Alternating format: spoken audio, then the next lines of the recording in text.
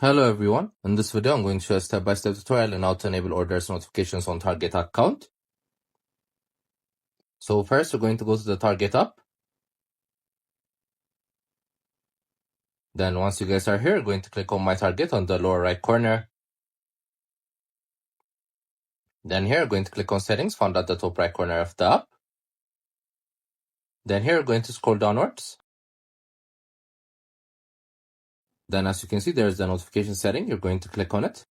So as you can see orders notifications is turned off, you're going to turn it on.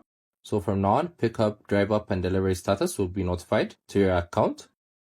So that's the importance of this setting. You'll be updated of what's going on with your orders.